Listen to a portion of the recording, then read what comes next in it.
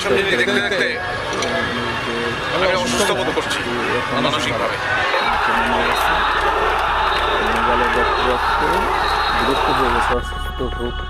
এবার ছাত্র আন্দোলনে যোগ দিলেন অভিনেতা মোশাররফ করিম।